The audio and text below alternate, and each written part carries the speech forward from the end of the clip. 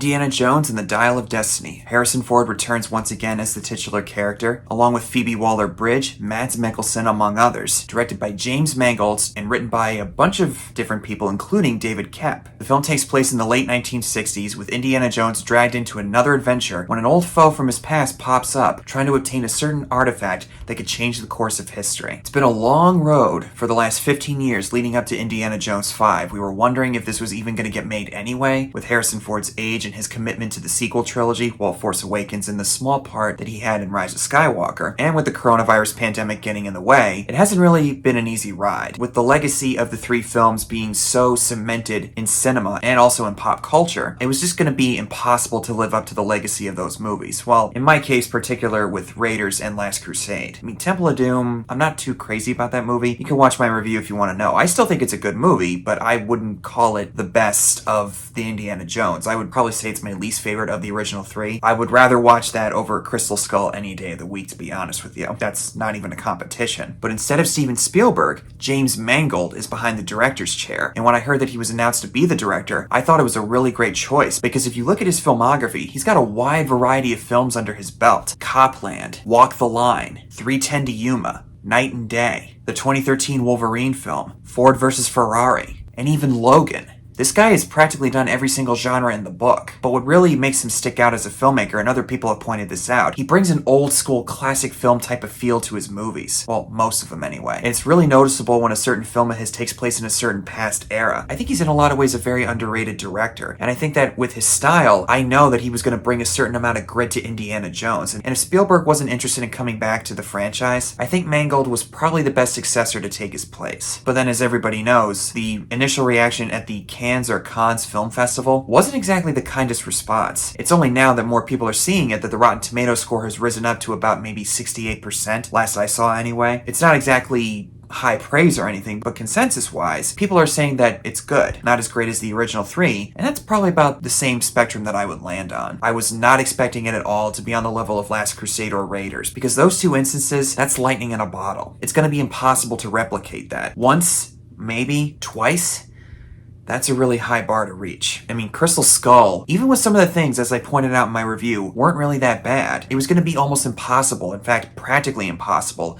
to live up to the legacy of what came before. So going into it, I thought it's definitely not going to be Raiders, and it certainly won't be Last Crusade. But if I could walk out of this movie thinking, okay, I'm satisfied. That's enough for me. I debated about this, but there is no way that I'm going to be able to talk about this movie without diving into some of the details. So get away if you don't want to know anything about the movie. The opening scene, I would say, is the best part of the movie, besides Harrison Ford's performance, which is really good. The sequence in Germany or in the Second World War, wherever they are in Europe, is classic Indiana Jones. It almost feels like James Mangold literally was on the set of one of the original three films and shot some scenes with Spielberg. Even with the de-aging technology that's been done to Harrison Ford, I instantly knew what kind of movie I was in for. James Mangold, I think, was the right kind of guy to put behind the camera. He knows how to bring a real good sense of fun and grit to his movies. To mesh his style with Indiana Jones, which is in many ways considered a classic in cinema, I think they're just about perfectly married with each other. An old friend of Indy, Toby Jones, is being held hostage by the Nazis. That one officer, played by Thomas Kretschmann, he's working with Mads Mikkelsen's character, who's on a mission to retrieve the Dial of Destiny, which is believed to have been previously possessed by Archimedes,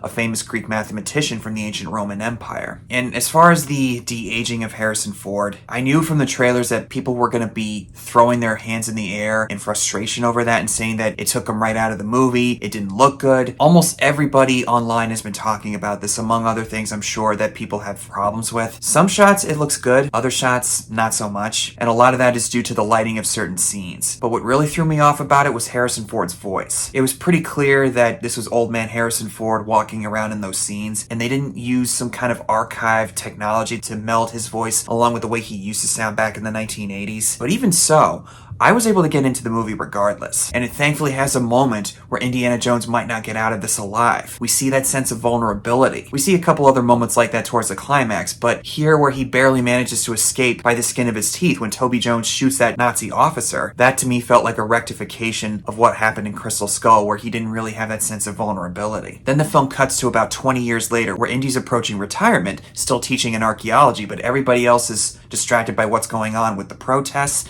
and the moon landing. Landing. And the film gets very somber from this point onward. Other people have pointed out that it's not exactly showcasing that level of flair and intensity that Spielberg would have probably put into this. And to be honest, I didn't really expect that to happen, but it is noticeable. I do miss that, but at the same time, if James Mangold tried to emulate Spielberg's style, people would have ripped him to shreds. So how exactly do you go about this? In fact, I think his approach to Indiana Jones as a character reminds me in a lot of ways of what he did with Logan. This is more of a character study in some respects. Indy's at a point now where his time has come to an end, but he still feels like he has something left to offer when his goddaughter shows up out of the blue looking for the Dial of Destiny. Phoebe Waller-Bridge has been a point of contention for a lot of people. They don't like the way that she's treated Indiana Jones in the beginning, that she was very mean to him, but over the course of the movie, if you're paying attention to the details, she starts to come around and start to care for Indy as a person. She obviously looks up to him like a father since her father died some time ago. Indy is also feeling a deep sense of regret for not always being there for her when he was supposed to. In fact, at this point in time, he's on the verge of getting divorced from Marion. His son, Mutt, went off to fight in Vietnam and was killed in combat, and is feeling a lot of regret over not being able to stop his son from enlisting, further adding to the emotional torment that he's feeling deep down. Which Helena starts off very selfish and wanting to obtain the artifact for her own fame and fortune, kind of like how Indy started out when he was looking for the Ark. He didn't really care about the mysticism behind the whole thing. He just wanted the glory of obtaining it. She has a very similar approach in this one, but it's only when she partners up with him and she starts to realize all the regrets that he's had over this, she starts to come around and experience that arc and develop as a character that I think most people are overlooking when they talk about their criticisms with her. It took a little while for me to get used to her. By the time the climax happens, which we will talk about later,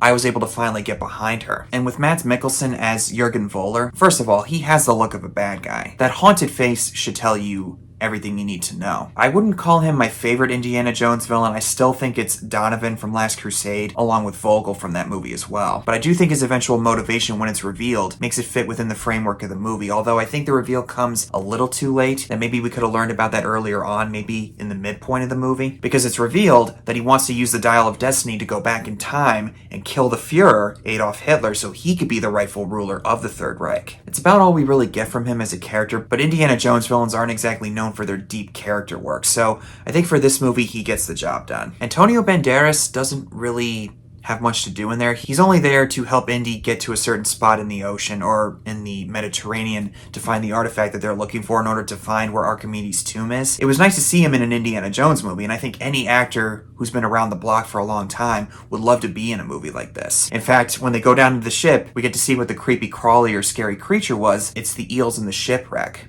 Yeah, no, I'd rather not deal with those things. Especially if they're serving a certain sea witch nearby. I've held off talking about Harrison Ford.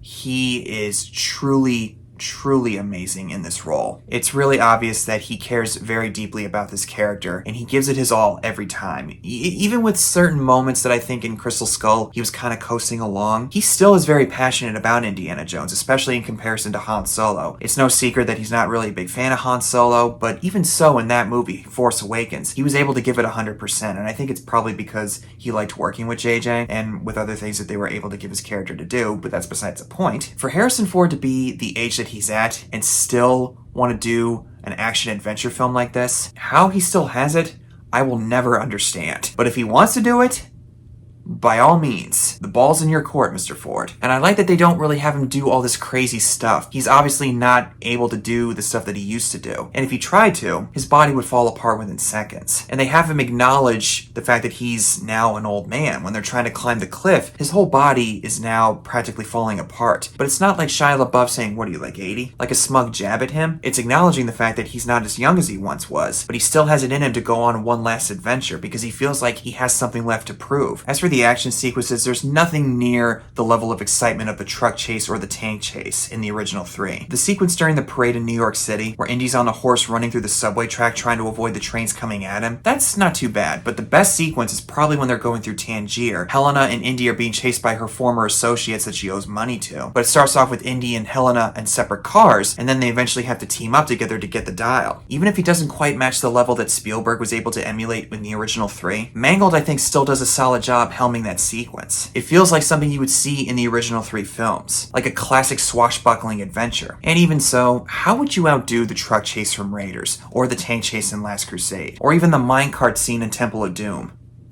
You can't. Because like I said, lightning in a bottle. I think Mangold did the best job that he could, though. I'm not saying that I'm settling for less, because I'm not. I would have loved to come out of this movie saying, oh my god, that was so amazing. But I didn't expect that to be. Because if I was going to, I probably would have been a lot harsher in this movie than I already am. And as a lot of other people I'm seeing on YouTube with their various negative looking thumbnails. I'm not going to say who they are exactly, but it's almost depressing and kind of obnoxious by now, especially with their hatred towards said studios like Lucasfilm and Disney for how they've handled certain projects in the past. Guys, we get it already, okay? Maybe it's best to just let it go. That's not going to happen though, because YouTube thrives on the extreme reactions. But what really makes that chase scene in Tangier more exciting than it wouldn't have been is John Williams' musical score. And the fact that this guy is still creating music for certain movies in Hollywood now, I will never ever complain about John Williams. Not at all. If there's anybody in the history of Hollywood that has never disappointed me, it's him. But as far as the third act goes, I remember reading something a while back that they were going to consider doing time travel. I remember thinking, I don't know if that's a good idea. Indiana Jones is not exactly known for being really, really grounded. I mean, they have some weird concepts that they've touched on. Even if the aliens were a bridge too far for a lot of people, the concept wasn't a bad idea. And I wasn't necessarily against the idea of time travel. I was worried that they were going to try to use it to possibly erase all three movies or something like what Terminator Genisys did with the first two Terminator films. If they did that,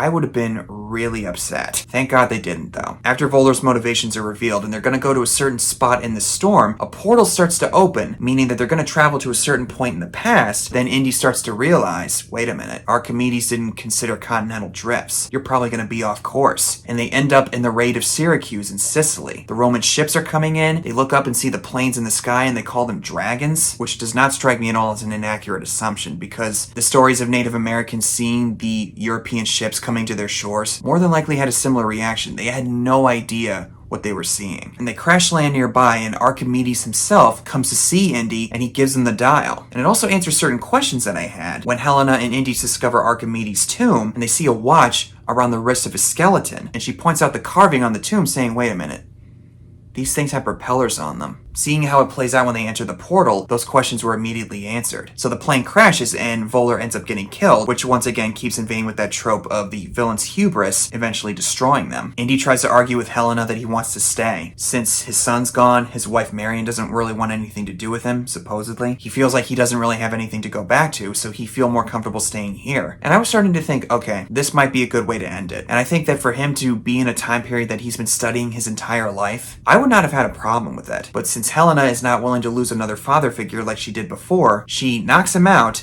and then we cut back to his apartment. He's now safe and healing from his gunshot wound. We'll get to how I feel about that in a second, but as far as them going back to ancient Rome, I don't know if I like that or not, but I really, really love how they went for it. There's gonna be some people that will tap out over this and go, done. Might be a huge leap in logic for some of them. Still, the fact that they actually use time travel to go back to this point in history, execution aside or whatever, I still have to absorb it and maybe watch it a few more times. I really, really like how they went for it there. One thing's for sure, it was a huge swing. As far as Indy going back to the present, I was not really crazy about that. I thought it was a big cop-out, but then when Helena brings in Marion and they have their moment together of reconciliation, which is the reverse of their one conversation in Raiders, where doesn't it hurt?